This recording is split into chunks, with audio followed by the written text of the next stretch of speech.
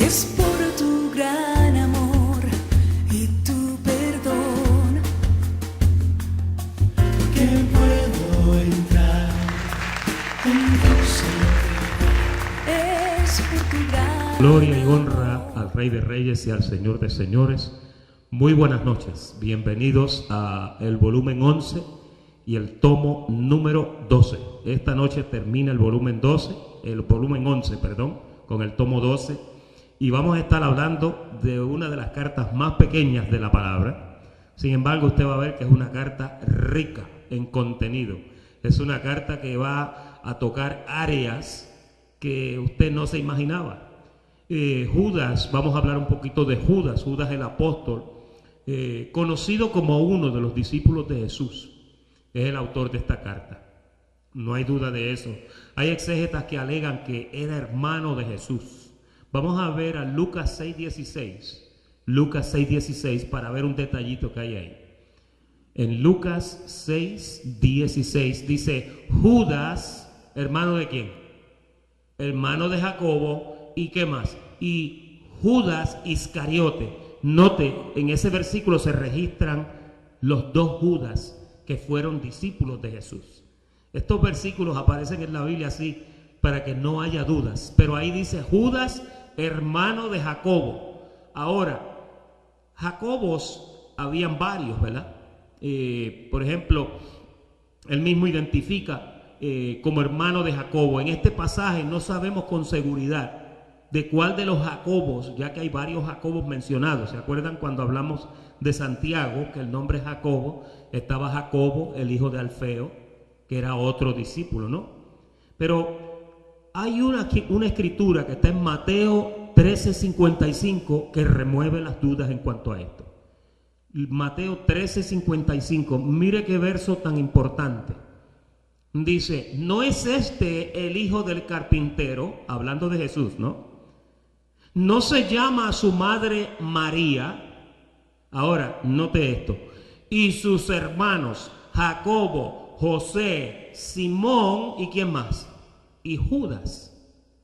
Y hay exégetas que a veces ellos han dicho, pues quizás no es el mismo Judas. Pero fíjese, ahí es específico que está Jacobo y está Judas. Judas era hermano de Jacobo. Jacobo era hijo de María.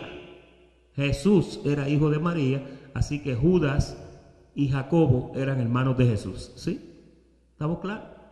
El nombre de Judas es uno que no gusta mucho por causa de la mala reputación que tiene. Y posiblemente hay muy pocos Judas en nuestra época contemporánea, quizá por esa razón. No sé si a usted le naciera un hijo, ¿verdad que usted lo pensaría dos veces antes de ponerle Judas? Porque quizá lo confundirían con el Iscariote. Cuando tú hablas de Judas, la gente nunca piensa en Judas, el hermano de Jesús, sino que piensan en ¿quién? En Judas el Iscariote, el que hizo aquella mala jugada. La hermana allá atrás tiene un panfleto, ¿sí? Tiene un panfletito, hay panfleto para ella, por ahí hay panfletos. Adelante, gracias Andy. Bien, entonces, en nuestra época posiblemente no existen muchos Judas. Sin embargo, hay un grupo de rock, de heavy metal, que es procedente de Birmingham, en Inglaterra, que ellos se llaman Judas Priest.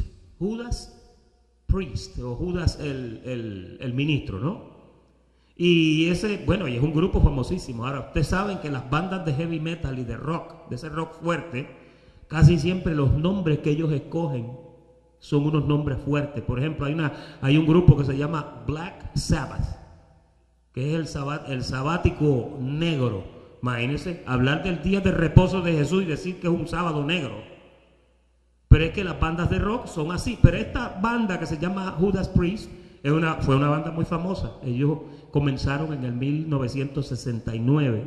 Y esta banda, mire, ha vendido más de 50 millones de discos y varios premios, incluyendo un Grammy en el 2010. Con ese nombre, con el nombre de Judas Priest. Ahora, si usted le pone a otro grupo que no sea así, un grupo de estos excéntricos, el nombre de Judas como que no cae bien, ¿verdad? Ese detallito simplemente lo puse ahí para llamarte la atención. Ahora, volviendo al Judas, hay una mención de él y para distinguirlo correctamente le identifican como Judas, no el Iscariote. Vamos a ver a Juan 14:22 para que usted vea. El escritor parece que ahí se esmeró y dijo, déjame aclarar esto. Le dijo Judas, ¿y qué dice en paréntesis? No el Iscariote.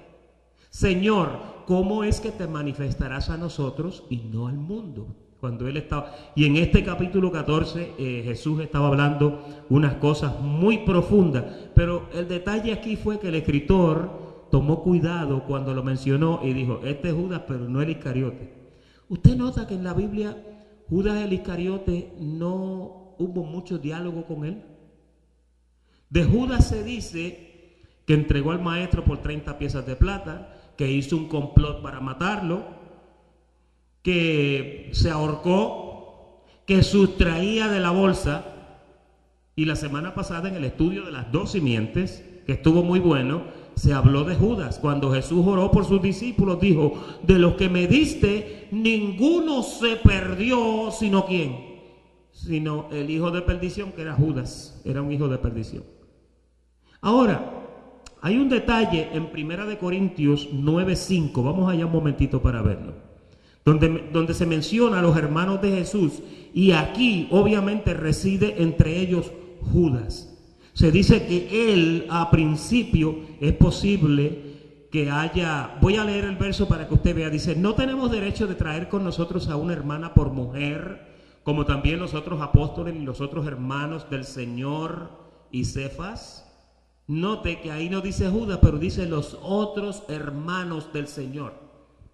Y de ahí la historia es rica cuando nos habla y nos dice que Judas es muy posible que él y su esposa, después de la ascensión de Jesús, ellos salieron a evangelizar por todas partes.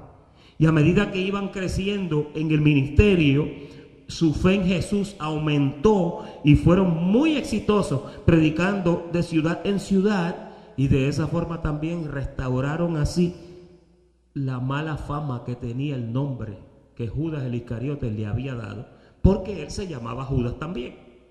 Y hoy vamos a hablar de él, y cuando usted vea cómo este hombre habla, este hombre es un hombre muy especial y dice unas cosas y él no medra con lo que habla. Se cree que la carta de Judas fue escrita cerca del año 67 al 80, asumiendo, del 67 al 69, asumiendo que Pedro hubiera escrito su carta de los años 64 al 66, que eso lo hablamos aquí cuando hablamos de la segunda carta de Pedro. ¿Qué importancia tiene la carta de Pedro con la carta de Judas? Que cuando usted lee la carta de Pedro, la segunda, y usted lee la epístola de Judas, son muy parecidas porque están identificando los mismos problemas que había para aquella época, antes del año 70. Ahí en su panfleto, a la parte de atrás, hay un error ortográfico. No es el año 80, sino el año 70, ¿ok? Ahora, la carta carece de detalles de personas, no habla de personas como algunas de las cartas de Pablo que dice, te saluda fulano y te saluda fulana y fuimos a casa de fulana. No habla nada de eso. Carece de detalles de personas, de sitios, y los exegetas afirman que esta fecha, porque parece muchísimo a la segunda carta de Pedro. Esto que yo le estoy hablando, hay una sinopsis a la parte de atrás de su guía, de su manual de estudio, donde están estos detalles. La razón central de esta carta se cree que fue para identificar y para desenmascarar a los falsos maestros que habían penetrado ya en aquel tiempo en las congregaciones, y para reiterar que permanecieran en la doctrina que habían aprendido de los apóstoles acerca del amor y de la conducta de Jesús. Fíjese, este hombre lo vio necesario escribir de esa forma, y ya vamos a entrar en su misma explicación. En resumen, la carta de Judas es corta, pero es certera. Es una que registra y demuestra el amor y la solicitud de un apóstol que era conocedor de las Escrituras y que predicaba y amaba mucho a su maestro Jesús, que además de ser su maestro, era su hermano carnal. Ahora entramos de lleno a la carta de Judas y vamos a ver el versículo 1. Note cómo este hombre se introduce. Dice: Judas, siervo de Jesucristo y hermano de Jacobo. Ahí mismo ya él se identifica, Judas, María, Judas 1:1. Estamos viendo ahí a Santiago, pero fíjese que se parece muchísimo. Mire, Judas, siervo de Jesucristo y hermano de ¿quién? De Jacobo, a los llamados, santificados en Dios Padre y guardados en Jesucristo. Usted ve el primer verso y ya hay tres cosas importantes. Primero, los santificados en Dios Padre, y los guardados y los llamados. Cuando él habla, Judas tenía claro que la iglesia de Jesucristo es compuesta por llamados, por santificados y por guardados. Bello eso, ¿verdad? Ahora, mira el verso 2, como él da una explicación, una salutación, perdón. Dice: misericordia y paz y amor os sean multiplicados. Ya saludó, ya dijo quién era. Ahora, note cómo este hombre entra en materia inmediatamente. Amados, por la gran solicitud que tenía de escribiros acerca de nuestra, ¿qué dice ahí? Común salvación. Ahí hay un misterio tremendo, porque ahí te está diciendo que la salvación es común. La salvación es igual para todos. Eso es lo que está diciendo. Cuando algo es común, es que algo es común y corriente, es igual, ¿no? Nuestra común salvación me ha sido necesario. Primero arriba dice que tenía solicitud de escribir, necesidad, estaba deseoso por escribir. Y abajo llega y dice: me ha sido necesario escribiros, exhortándoos a que contendáis ardientemente por la fe que ha sido dada. ¿Cuántas veces? Mire la revelación. Llevamos 3 versículos y ya hemos visto un montón de cosas importantes. La fe fue dada ¿cuántas veces? Una sola vez. ¿Cuántas veces tú necesitas la fe salvadora?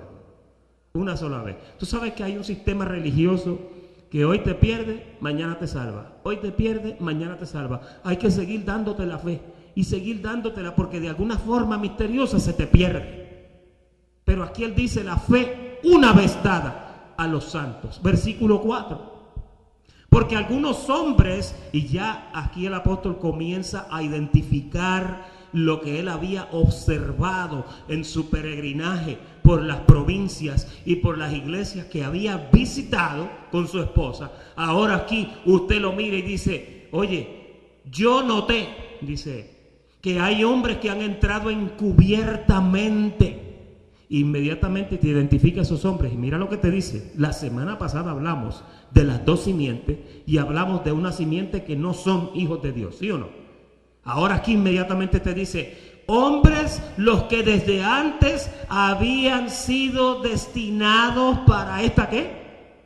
Para esta condenación. Vuelve y sigue diciendo y dice: hombres impíos que convierten en libertinaje la gracia de nuestro Dios. Fíjate que nosotros predicamos un mensaje que es muy contundente. El mensaje nuestro es que tú eres un hijo de Dios, que hay la posibilidad de que te comportes como un hijo de perdición. Así se nos enseñó la semana pasada. Sin embargo, no necesariamente porque te comportes como un hijo de perdición no lo eres, porque puede que hay ovejas que se confunden, ¿no? Pero aquí el apóstol dice que hay hombres que han sido destinados para condenación, hombres impíos que convierten en libertinaje la gracia de nuestro Dios. Hay gente que cuando le ha llegado el mensaje de gracia, lo han oído como eso es un mensaje para yo andar como yo quiero, haciendo lo que me da la gana, porque después de todo me dijeron que mi salvación está segura. Cuando tú empiezas a ver ese tipo de inclinación en la persona, y mire, a mí me ocurrió, quizás a usted le ocurrió también, que cuando uno oye que hay tanta libertad, uno dice: no, aquí podemos hacer fiesta. Pero a medida que tú empiezas a caminar con el Señor, te das cuenta que por ser hijo de Dios se te requiere que andes como es digno de la vocación. Se te requiere que andes como que eres un hijo de Dios. Imagínese usted, aún en nuestra sociedad existe que a veces el hijo o la hija de un presidente, para dar un ejemplo, de un político alto, un presidente, un gobernador, si el hijo o la hija se comporta mal, ¿usted ha visto cómo el paparazzi y las noticias le caen encima a eso? Porque no se supone que un hijo de un rey, un hijo de un monarca, un hijo de un gobernador actúe de esa forma. Eso le da un mal nombre. Por ejemplo, en Inglaterra, imagínense, cuando uno de los hijos de los monarcas de Inglaterra se comporta mal, oiga, le cae encima los tabloids, que son los periódicos estos, y empiezan a publicar la mala fama que ese hijo o esa hija le está dando al reinado, a la reina, al rey o al gobernador, ¿sí o no? Y en nuestra sociedad acá contemporánea de un gobierno democrático también sucede lo mismo. En nuestra democracia se espera que los hijos de los gobernantes se comporten como tal. No hay excepción. Los hijos de Dios también se supone, se espera, y la palabra enseña que el hijo de Dios debe andar como un hijo de Dios. Usted no puede, por el hecho de que usted es hijo del rey, comportarse como cualquier cosa. No, usted debe de andar como es digno de la vocación a que usted fue llamado. Por eso ahí dice que convierten en libertinaje la gracia de nuestro Dios y niegan a Dios, el único soberano, y a nuestro Señor Jesucristo. Mira el verso 5. Mas quiero recordaros, ya que una vez lo habéis sabido, que el Señor, habiendo salvado al pueblo, sacándolo de Egipto, después destruyó a quienes. Mire, en un verso, Judas, en el verso 5, él sumariza todo el peregrinaje de los 400 años de cautividad de Israel en Egipto, de la salida al desierto y de la llegada a la tierra prometida. En un verso te explica todo eso. Judas era un hombre que conocía la Escritura a profundidad. Este hombre va a comenzar ahora a hablar de unas cosas que usted dice, pero ¿y esa información? En una carta tan pequeña, por un hombre que quizás no tiene tanta fama. Mira el verso 6. Y a los ángeles, aquí se mete a otro terreno ahora, a los ángeles que no guardaron su dignidad, sino que abandonaron su propia morada, los ha guardado bajo oscuridad, en prisiones eternas para el juicio del gran día. ¿Y qué me dice ahora usted con eso? Aquí está hablando de los ángeles que se rebelaron con Lucifer. Ángeles que cuando Lucifer comenzó con sus contrataciones, él empezó a engañar. Hay un versículo que dice que su necio corazón fue engañado, porque Lucifer era una criatura inteligentísima. Cuando Ezequiel habla de Lucifer, dice que él hacía contrataciones. Cuando Mateo habla de Lucifer, dice que andaba por la tierra rodeando por ella. Cuando Isaías habla de Lucifer, dice que era en belleza acabado, pero tenía un serio problema. Subiré, seré semejante. Estos ángeles dice que abandonaron su morada, abandonaron la posición que tenían, y obviamente aquí todos sabemos que estos ángeles ya estaban destinados para esto, ¿sí? ¿Te acuerdas cuando hablamos acerca del ángel de luz, Lucifer, cuando hablamos de Luzbel? Que estábamos diciendo que cuando él se desvió, fue aquel un momento donde Dios perdió el control de su creación y dejó de ser Dios.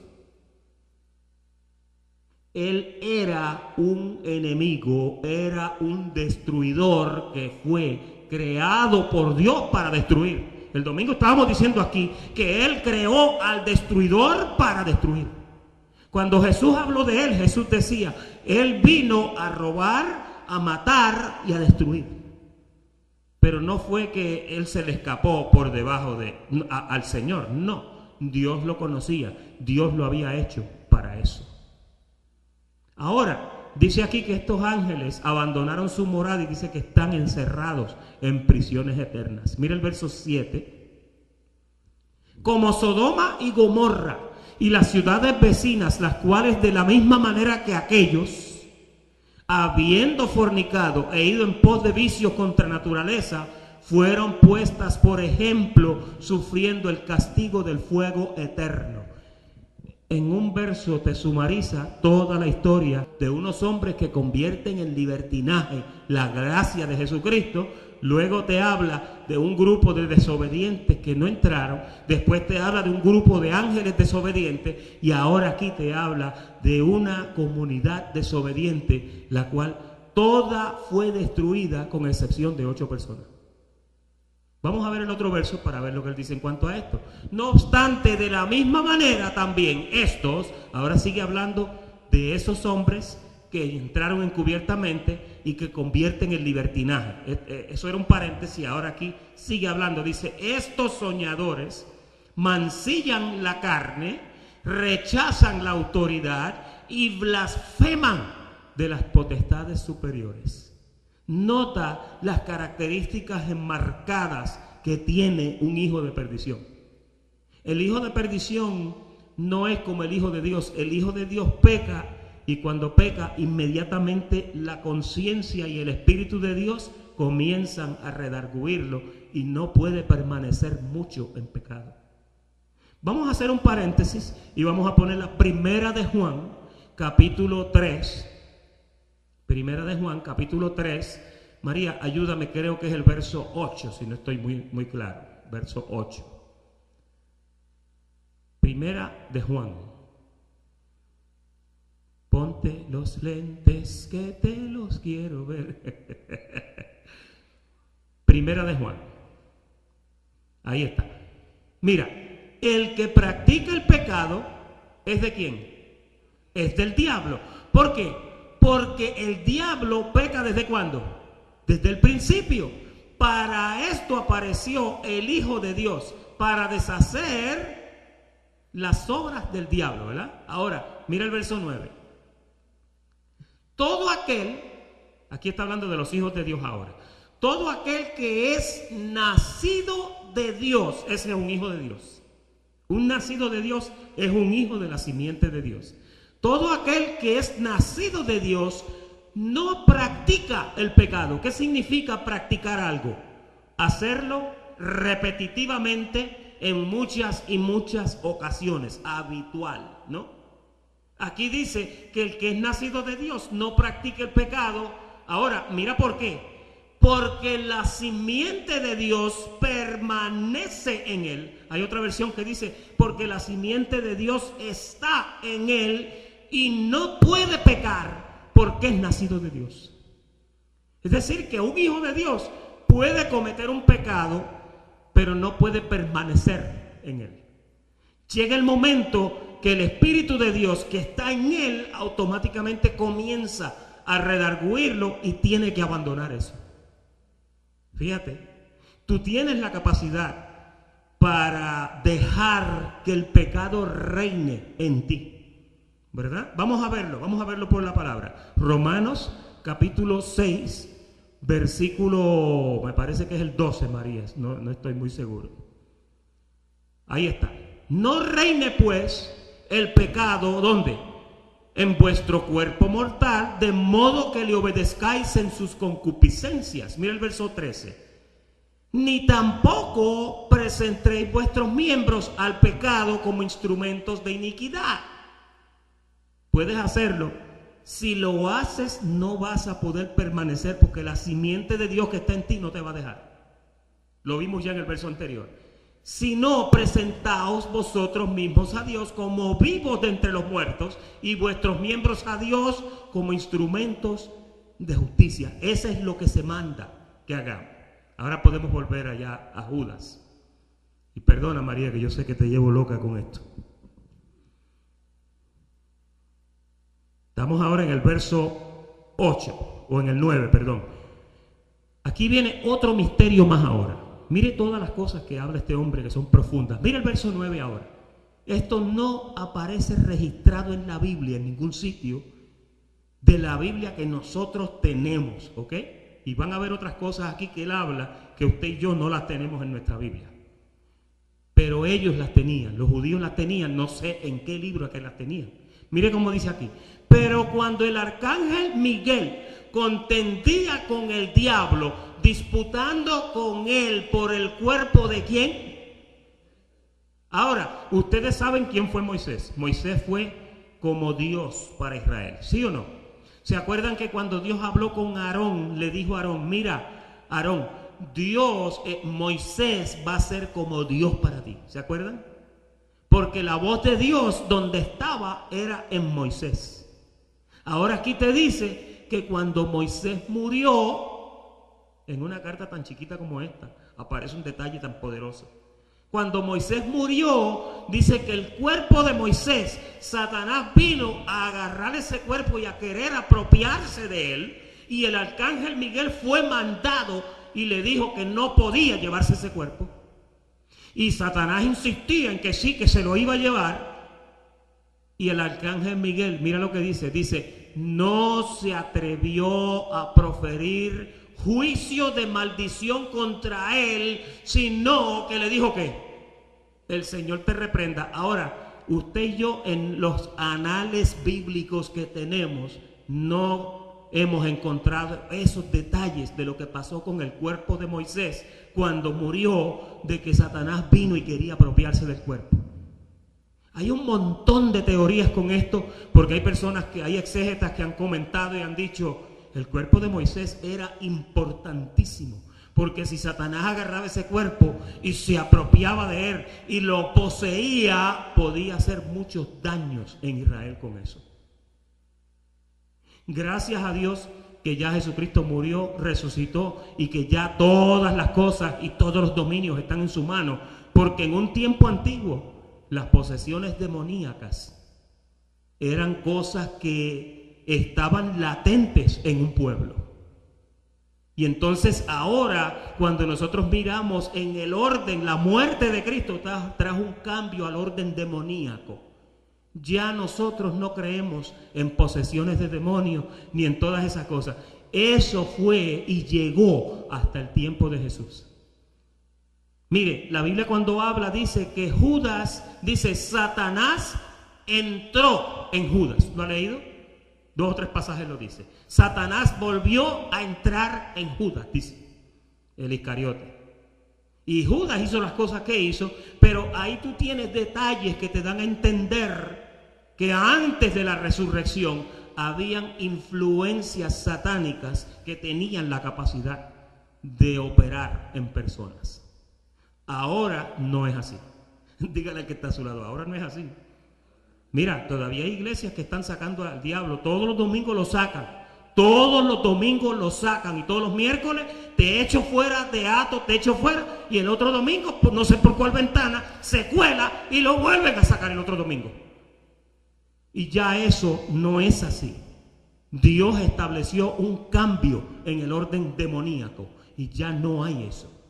Cuando Pablo te habla de ese orden, Pablo te dice que él agarró a los principados y dice que los exhibió públicamente, triunfando sobre ellos en la cruz.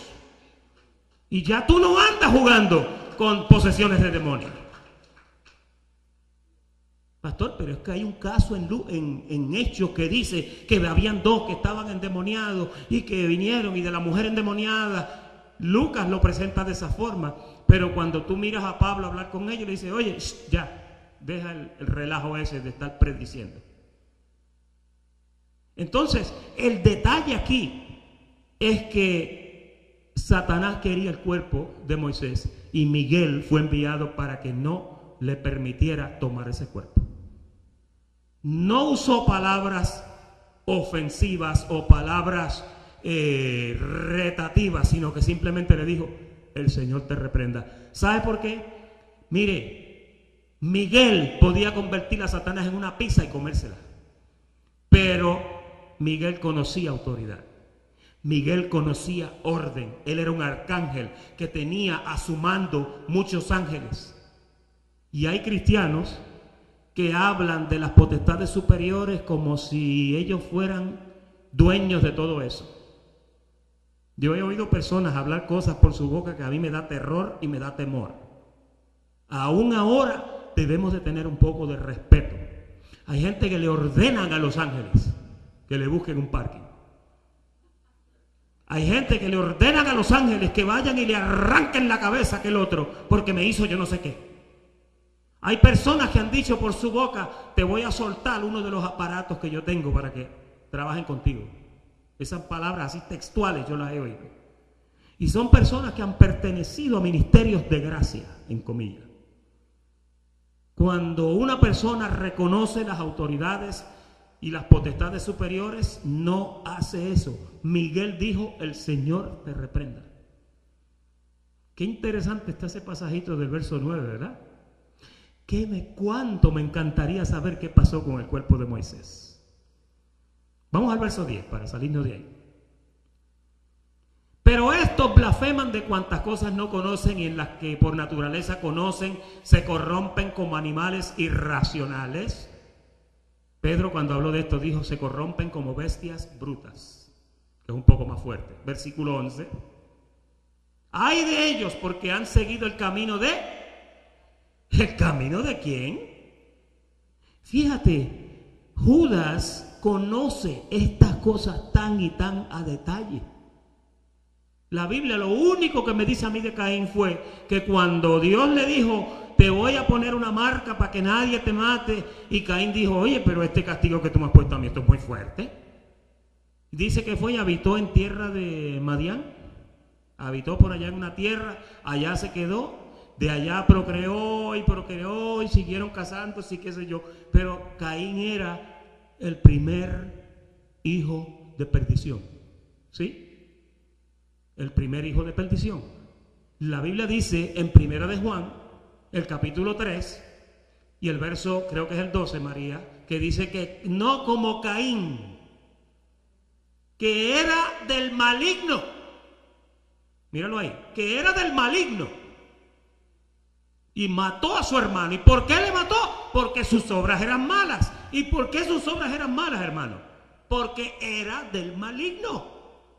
Era de la simiente que Dios le dijo a Eva, de ti iban a salir dos simientes. Una va a herir a Jesús en la cabeza, a Satanás en la cabeza, y esa otra va a herir a Jesús en el calcañar, que fueron los clavos que le pusieron en el calcañar. ¿Está conmigo? ¿Sí? Volvemos entonces al verso 10. Ahí está el 11. ¡Ay de ellos! Porque han seguido el camino de Caín y se lanzaron por el lucro en el error de ¿quién? ¿Quién fue Balaam? Balaam era un profeta que era tan cabezón que no escuchó la voz de Dios y él iba montado en una mulita y la mula le habló. Yo pienso que la mula le dijo canto de bruto. La mula, Dios le tuvo que hablar por medio del animal que él montaba, de tan bruto que era.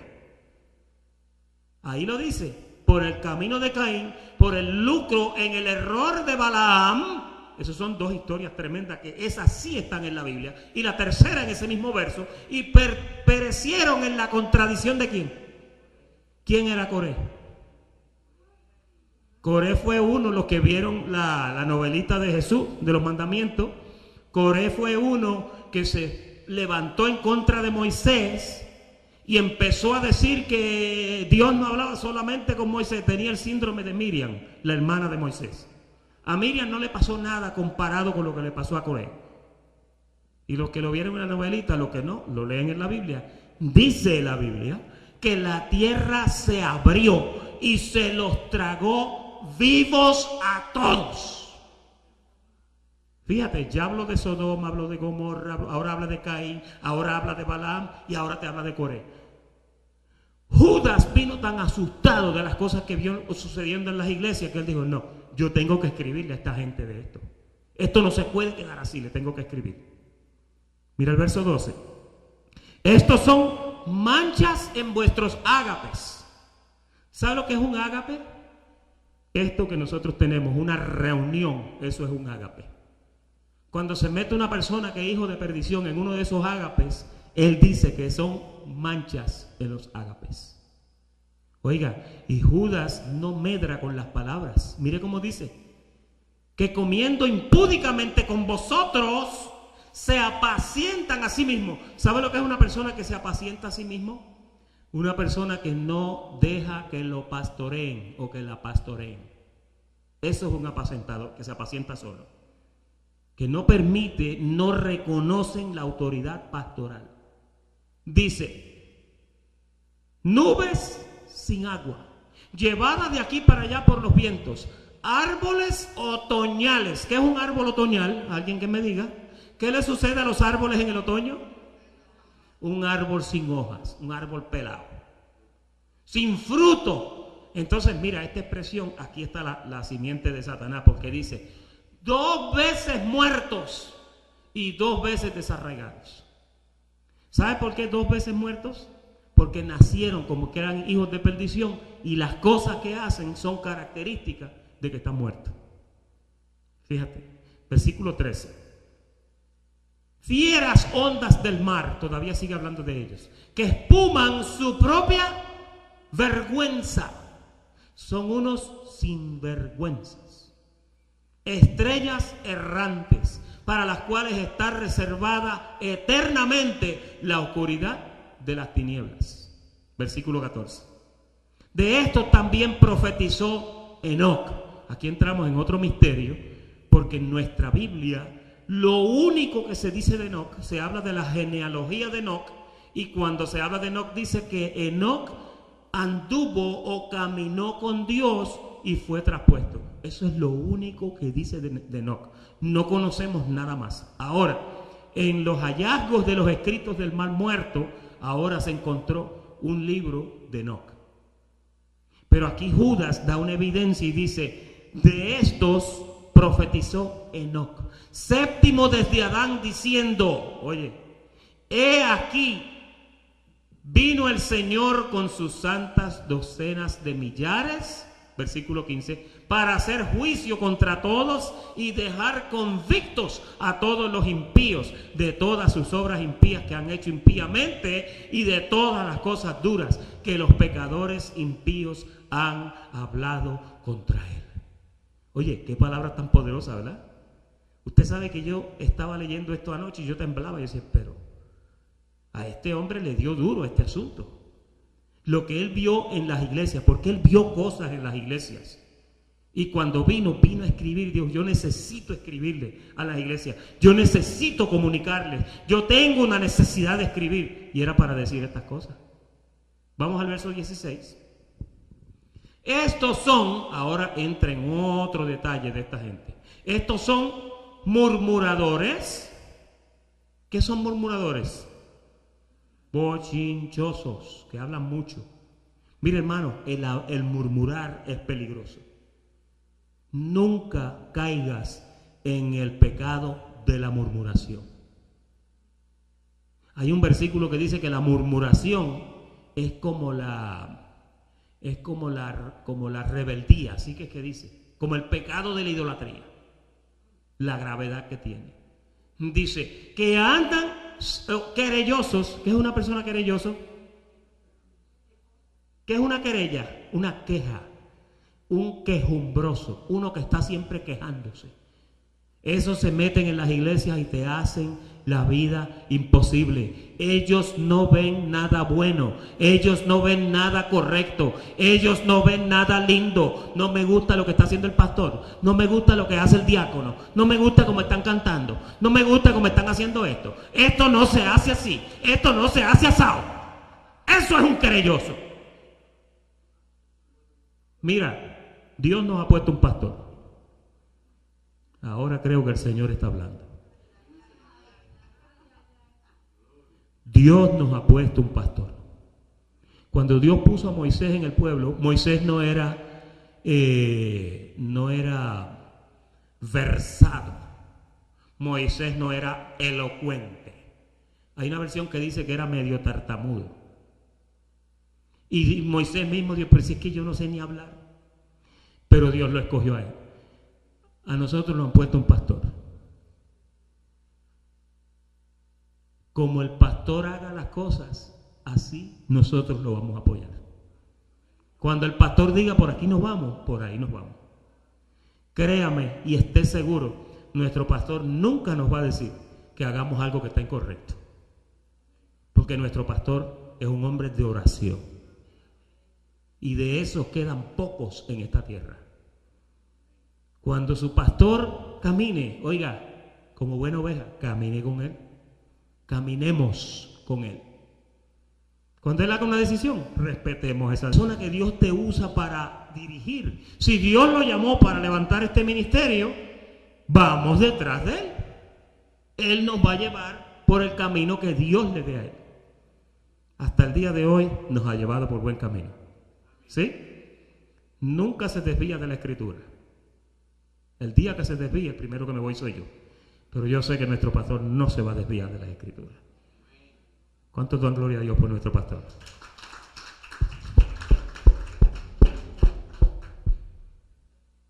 Querellosos que andan según sus propios deseos, cuya boca habla cosas infladas, adulando a las personas para sacar ¿qué? Cuando el río suena es porque algo trae, ¿sí? Y de eso, ahí no me voy a meter mucho, vamos a dejarlo ahí. Versículo 17. Pero vosotros, ahora va a ser un cambio. Pero vosotros, amados, tened memorias de las palabras que antes fueron dichas por los apóstoles de nuestro Señor Jesucristo. Qué lindo que Judas hace énfasis en que se continuara en el mensaje que Dios le había dejado a aquellos 12 o aquellos 11 y el que integraron, Matías. Los que os decían, en el postrer tiempo vendrán burladores que andarán según sus malvados deseos.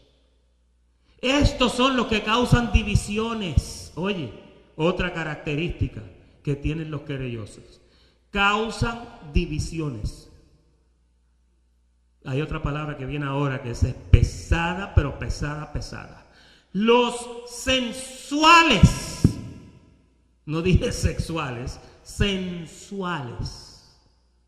¿Sabes lo que es una persona sensual? Que empieza con una vibra y te duerme. Te duerme con esa sensualidad. Pero mira, si son malvados, esa sensualidad te va a llevar por el camino malo, que lo dice ahí. Los sensuales que no tienen al Espíritu son hijos de perdición, porque todos los hijos de Dios tienen el Espíritu de Dios, ¿sí o no? Y si alguno no tiene el Espíritu de Dios, no es de él. Así lo dice la palabra. Deja que entremos a la carta de Juan. Pero vosotros, amados, edificando sobre vuestra santísima fe, orando en el Espíritu Santo. Mira los consejos de este hombre ahora. Conservaos en el amor de Dios, esperando la misericordia de nuestro Señor Jesucristo para vida eterna. Algunos que dudan, oye, ahora te va a aconsejar de los que están en el medio, de los hijos de Dios, pero que están siendo azotaditos quizás por alguna de estas cosas. A los que dudan, convencerlos. A otros, salvar, arrebatándolos del fuego. Hay veces que uno tiene que hablar con ciertos hermanos y, oye, ven acá, salte de ahí. Y hay que arrebatarlos del fuego. Y de otros, mira lo que dice, tened misericordia con temor, aborreciendo aún la ropa contaminada por su carne. Cuando una persona no anda en el Espíritu, anda en la carne. Pues ahí te dice, mira, a otros, tened misericordia con temor, aborreciendo aún la ropa contaminada por su carne. Fíjate que a unos te dice que los arrebates del fuego, pero a otros te dice, déjalos como están. Déjalos como están. Mira qué lindo este verso. Y a aquel que es poderoso para guardaros, así estás tú y yo. Cuando Dios te mira, Dios te ve sin caída. Aunque caigas, el profeta decía, derribados, mas no destruidos. Jesús decía, te tumban, yo te levanto. La Escritura decía, el justo cae 1000 veces y 1000 veces Dios lo levanta. Lo que tú le quieras poner, 7 veces, 20 veces. Pero ahí dice, y presentaros sin mancha delante de su gloria, con gran alegría. Esto es un poder sobrenatural que Dios hace contigo y conmigo, que Él tiene la capacidad de presentarnos sin mancha y sin arruga delante de Él. Versículo 25. Al único y sabio Dios, nuestro Salvador, sea gloria y majestad, imperio y potencia, ahora y por todos los siglos. Amén.